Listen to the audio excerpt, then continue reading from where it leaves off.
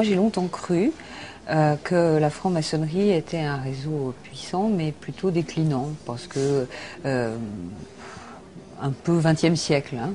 Or, il se trouve qu'il y a de plus en plus de francs-maçons, il y a de plus en plus de candidats pour entrer en franc-maçonnerie, d'une part. Et deuxièmement, le poids du secret d'appartenance fait que ce réseau ne ressemble à aucun autre. Un certain nombre d'acteurs sont dans une logique d'entraide ou d'exclusion des non-maçons qui est quand même pas tout à fait conforme, je dirais, aux règles de déontologie actuelles. Où sont-ils le plus influents au sein de l'appareil d'État ? Au sein de l'appareil d'État, c'est clairement dans le secteur de la justice et de la police que les francs-maçons sont très implantés depuis très longtemps. Vous avez grosso modo un commissaire de police sur 4 qui est franc-maçon. À l'échelon au-dessus, celui de contrôleur général, on peut multiplier par 2, on est à peu près à la moitié. Chez les magistrats, on est dans des proportions un peu plus faibles. Rendre la justice fait l'objet d'une prestation de serment. Quand vous devenez magistrat, vous prêtez serment. Lequel des deux serments, si vous êtes maçon, l'emporte sur l'autre au moment de juger ?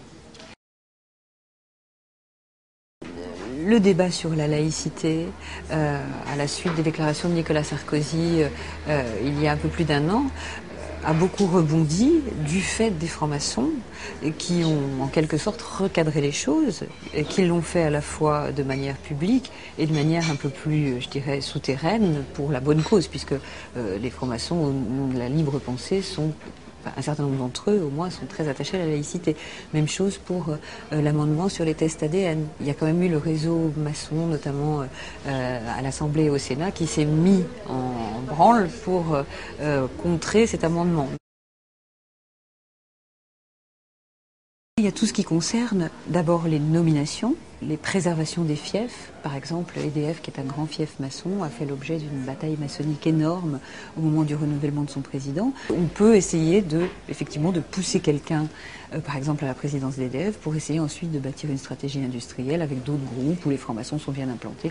Il est notoire, par exemple, que c'est le cas dans les compagnies des eaux, comme celles qu'on connaît en France et qui ont un certain poids. Si dans la même loge, il y a un responsable de collectivité locale d'un côté et puis un marchand de bennes à ordures de l'autre, ça va créer des liens. Alors, quand est-ce que ça arrête d'être de l'échange de bons procédés pour devenir de l'affairisme? Quand on commence à contourner un peu les règles de marché public, et c'est obligatoire qu'à partir du moment où il y a encore une fois, c'est serment de solidarité, on est tendance plutôt à privilégier le copain de loge plutôt qu'un autre.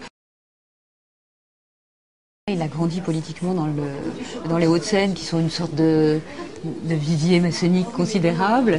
Et donc, il a, pendant toutes les étapes de sa carrière, en commençant par le début avec Achille Peretti, qui était franc-maçon, et qui était donc le précédent maire de Neuilly, qui l'a vraiment mis en piste, il a toujours été entouré de francs-maçons. Je ne crois pas qu'il soit manipulé par les francs-maçons, mais par contre, effectivement, qu'il s'en serve, comme, à mon avis, tous les responsables politiques l'ont fait avant lui, bien évidemment. Il y a 2 ans, Sarkozy est encore ministre de l'Intérieur, et quand il s'adresse aux syndicalistes policiers, qu'il veut câliner comme tout bon ministre de l'Intérieur qui se respecte, il signe avec 3 points. Alors, j'ai vu les lettres, ça ne peut pas être la plume qui a un peu dérapé, voilà, c'est évident que c'est le cas. Est-ce que ces syndicalistes qui sont dans leur immense majorité francs-maçons sont dupes et pensent que Sarkozy est maçon? Non, mais enfin, c'est un petit signe d'affection qui était plutôt bien perçu, quoi.